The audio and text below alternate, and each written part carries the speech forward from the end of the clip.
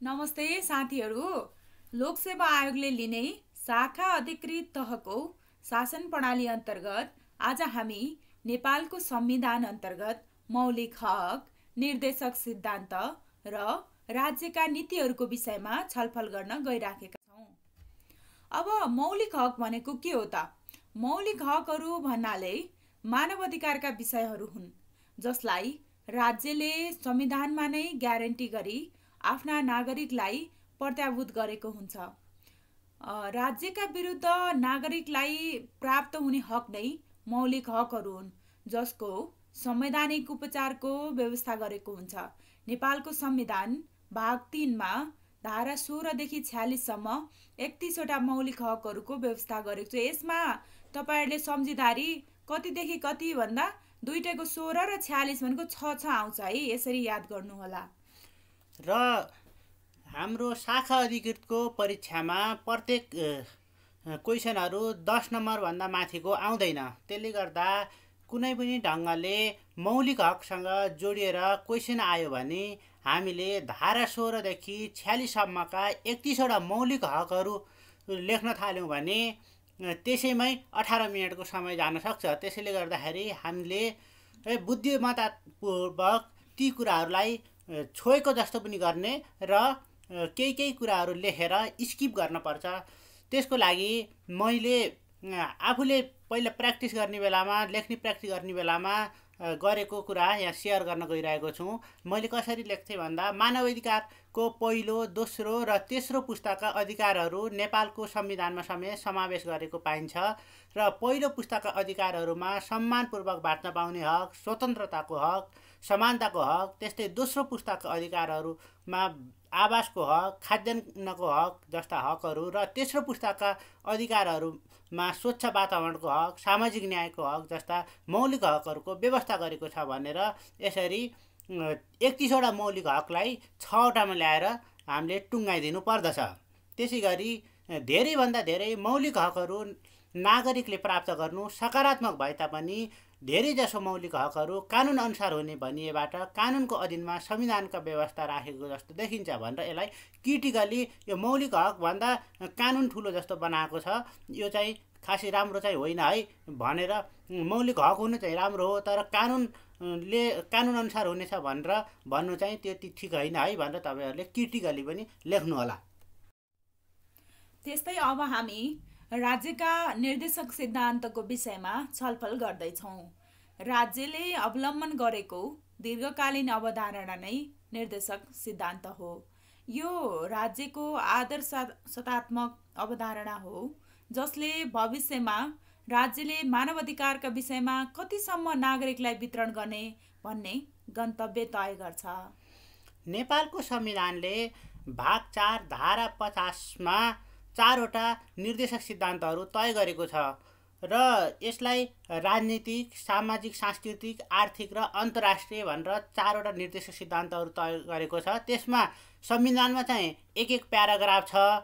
यसको main gist हामीले यहाँ लेखिदिएको छौँ। त्योभन्दा बढी तपाईहरुलाई जान्न मन लाग्यो भने संविधान पनि एकचोटि पल्टाउनु होला र हामीले त्यो सबै 4वटा कुरा परीक्षामा लेखिसाध्य हुँदैन र यति कुरा चाहिँ तपाईहरुले निर्देशक सिद्धान्तको सम्बन्धमा नछुटाउनु होला भनेर हामीले यहाँ लेखिदिएका छौँ। राजनीतिकमा संघीय लोकतान्त्रिक गणतन्त्रात्मक व्यवस्थालाई सुदृढ गर्ने समेतको राजनीतिक उद्देश्य भनेर भनेको यहाँ समेत भनेर भनिसकेपछि अरू कुरा पनि छन् है भनेर भन्न खोजेको हो। त्यसैगरी सामाजिक सांस्कृतिकमा सभ्य र समतामूलक समाजको निर्माण गर्ने लगायतको उद्देश्य भनेर भन्यो। यहाँ पनि लगायत भनेर भन्ने शब्द यहाँ राखिदिएको छु। त्यसले गर्दा त्यहाँ एक प्याराग्राफ नै छ। त्यसैगरी आर्थिकमा तीव्र आर्थिक वृद्धि सहित समाजवाद उन्मुख अर्थतन्त्रको विकास लगायतका उद्देश्य भनेर भन्यो। यसमा शोषणको अन्त्यदेखि लिएर आत्मनिर्भर अर्थतन्त्र आदि इत्यादि कुराहरू त्यहाँ लेखेको छ। तपाईहरु गएर पढ्नु होला। त्यसैगरी अन्तर्राष्ट्रिय सम्बन्धमा राष्ट्रिय हित र विश्व समुदायमा राष्ट्रिय सम्मानको अभिवृद्धि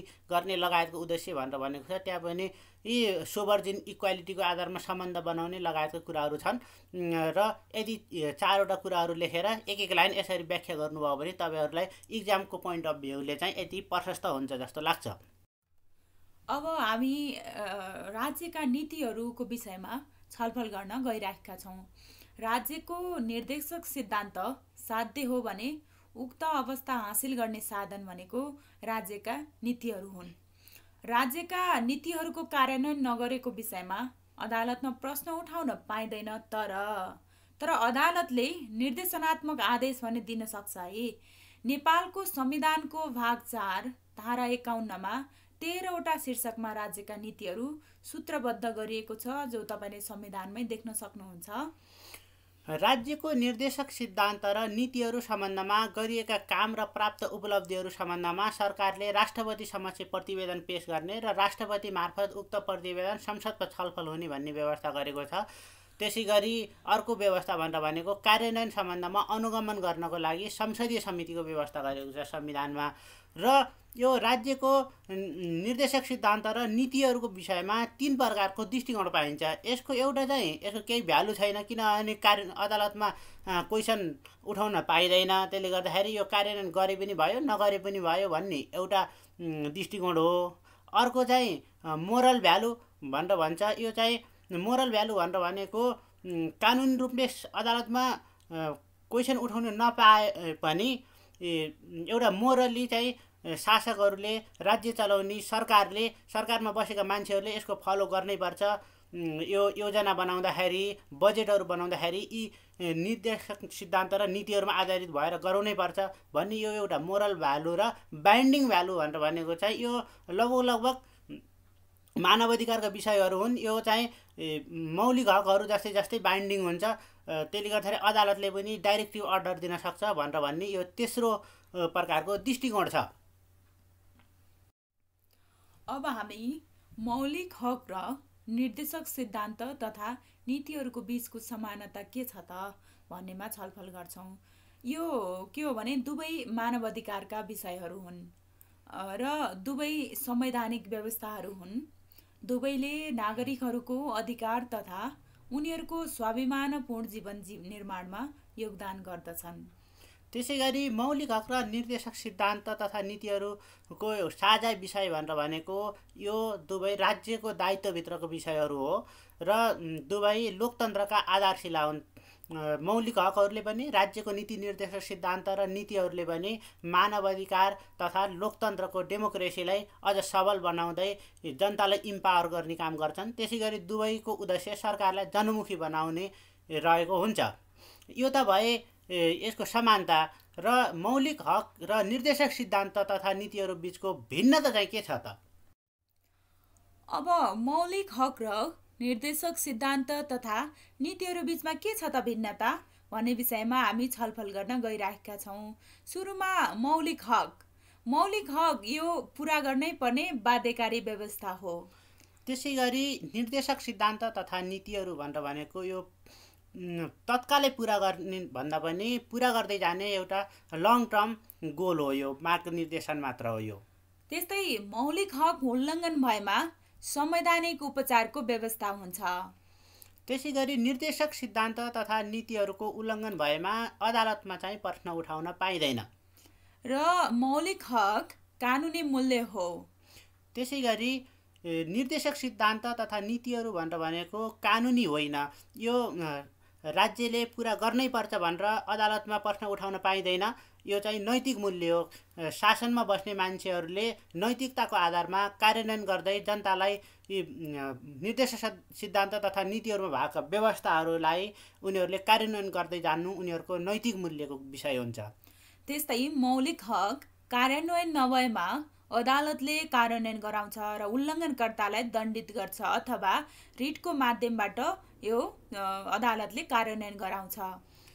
निर्देशक सिद्धान्त तथा नीतिहरूको विषयमा हाम्रो संविधानमै अदालतमा प्रश्न उठाउन नपाइने भनेर भनेको छ। तर जनताले चाहिँ प्रश्न गर्न पाउँछन् र जनताले निर्वाचन मार्फत उल्लङ्घन कार्यान्वयन नभएको अवस्थामा, दलहरूले बाचा पुरा नगरेको अवस्थामा उनीहरूलाई निर्वाचनमा हराएर दण्डित गर्न सक्दछन्। त्यस्तै मौलिक हक राज्यको विरुद्ध लक्षित हुन्छ। त्यसै गरी निर्देशक सिद्धान्त तथा नीतिहरू भनेर भनेको राज्यको विरुद्धमा लक्षित नभएर यो राज्यलाई निर्देशन गर्ने चिजहरू हो। यो चाहिँ राज्यको गाइडलाइनको रूपमा रहेको हुन्छ। मौलिक हक चाहिँ राज्यको वास्तविक अवस्थाको प्रतिबिम्बन हो। राज्यको आदर्श अवस्थाको प्रतिबिम्बन हो यो निर्देशक सिद्धान्त तथा नीतिहरू भनेर भनेको मौलिक हक आजको अवस्थामा के राज्यले प्रदान गर्न सक्छ भन्ने हुन्छ भने निर्देशक सिद्धान्त तथा नीति भनेर भनेको भोलिको अवस्थामा हामी कहाँसम्म पुग्ने, कतिसम्म हामीले फेसिलिटेट गर्न सक्छौँ जनतालाई, कतिसम्म डेलिभर गर्न सक्छौँ भन्ने कुराको एउटा आदर्श अवस्थालाई हामीले इमेजिन गरेर बनाएको विषय हो यो भनेको। त्यस्तै मौलिक हक नकारात्मक र सकारात्मक अधिकारहरूको मिश्रण हो। यो नकारात्मक भनेको के हो भन्दा राज्यको विरुद्ध यो जो मौलिक हक प्राप्त भएन भने जनताले नागरिकले राज्यको विरुद्ध रिट गर्न पाउँछ, मुद्दा हाल्न पाउँछ, सेवा प्राप्त गर्न पाउँछ। त्यो हुनाले यो दुवै नकारात्मक र सकारात्मक मिश्रण मानिन्छ। सकारात्मक अधिकारको समष्टिगत रूप भनेर भनेको निर्देशक सिद्धान्त तथा नीतिहरू हो। खास गरेर नकारात्मक हक अधिकारहरू चाहिँ मौलिक हक र सकारात्मक हक अधिकारहरू चाहिँ निर्देशक सिद्धान्तमा हुनुपर्ने हो। तर हाम्रो संविधानमा केही सकारात्मक अधिकारहरू जसको लागि राज्यले सकारात्मक ढङ्गले सोचेर इन्भेस्टमेन्ट गर्नुपर्छ, जस्तो आवासको हक, शिक्षाको हक, स्वास्थ्यको हक जस्ता कुराहरू पनि मौलिक हकमा राखेको कारणले गर्दाखेरि हाम्रो संविधानलाई आधार लिएर हामीले मौलिक हकमा सकारात्मक र नकारात्मक अधिकारको मिश्रणको रूपमा रहेको छ भनेर हामीले लेख्यौँ। र निर्देशक सिद्धान्त भनेर भनेको टोटल्ली सकारात्मक अधिकारहरूको समष्टिगत रूप हो। त्यहाँ जे जति कुराहरू लेखेका छन् निर्देशक सिद्धान्त तथा नीतिहरूमा त्यसमा भएको कुराहरू कार्यान्वयनको लागि पैसा खर्च गर्नुपर्छ, राज्यले सकारात्मक ढङ्गले सोच्नुपर्छ। त्यसले गर्दा यी सकारात्मक हक अधिकारको समष्टिगत रूप नै निर्देशक सिद्धान्त तथा नीतिहरूको रूपमा रहेको छ। यति भए डिफरेन्स र तपाईँहरूले आफूले अरू पनि थप्न सक्नुहुन्छ, तर इक्जामको पोइन्ट अफ भ्यूले चाहिँ यति चाहिँ हुन्छ होला जस्तो लाग्छ। अब राज्यका निर्देशक सिद्धान्त तथा नीतिहरू राज्यले पुरा गर्न नसके पनि त्यसको विपरीत भने गर्न पाइँदैन, तर त्यसको गलत प्रयोग भएमा प्रश्न उठाउन चाहिँ सकिन्छ। अदालतले निर्देशनात्मक आदेश दिन सक्छ, तर सरकारले पालना गर्न भनेर पनि अदालतको मानहानिमा कारबाही चलाउन भने पाइँदैन। यही विषयमा यो राज्यको निर्देशक सिद्धान्तको विषयमा योगी नरहरिनाथ विरुद्ध नेपाल सरकारको यो नेकपा 2053मा एउटा नजिर बनेको छ, जो निर्णय नम्बर 6127मा। यसमा के भनेको छ भने संविधानले व्यवस्था गरेको राज्यका निर्देशक सिद्धान्त तथा नीतिहरूलाई अदालतले लागू गर्न नसक्ने भए पनि यदि सरकारले संविधानमा व्यवस्थित राज्यका निर्देशक सिद्धान्त तथा नीतिहरू विपरीत गरेर निर्णय गर्छ भने त्यस्तो अवस्था औँलाउन नसकिने होइन भनेर एउटा नजिर प्रतिपादन गरेको छ। यो शासन प्रणालीको विषय हाम्रो कानुन न्याय सेवाकोले पनि पढ्नुपर्छ।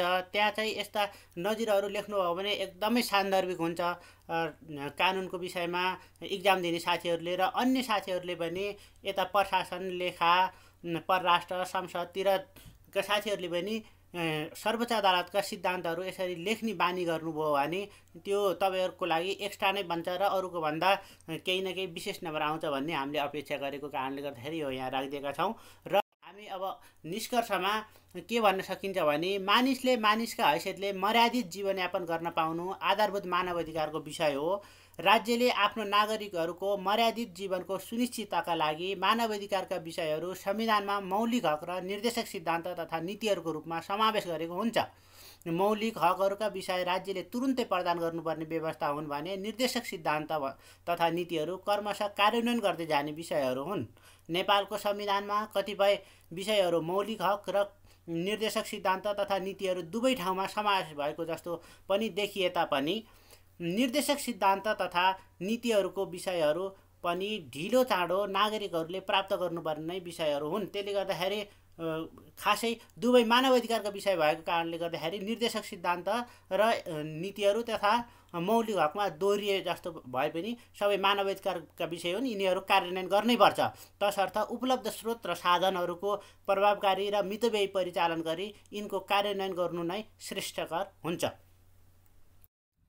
अन्तमा साथीहरू, तपाईँ मेहनती साथीहरू, तपाईँले यो भिडियो हेरिरहनु भएको छ, आफूले मात्रै यो भिडियो हेर्ने मात्र नगर्नुहोला, आफ्नो साथीहरूलाई पनि यो यस्तो खालको च्यानल छ है भनेर जानकारी गराउनुहोला र हाम्रो च्यानललाई अरू साथीहरूलाई नि सब्स्क्राइब गर्न भन्नुहोला र यस सम्बन्धी हामीले तयार पारेको भिडियोमा कुनै सल्लाह सुझाव छन् भने हामीलाई सल्लाह सुझाव दिन चाहिँ नबिर्सिनुहोला है। धन्यवाद।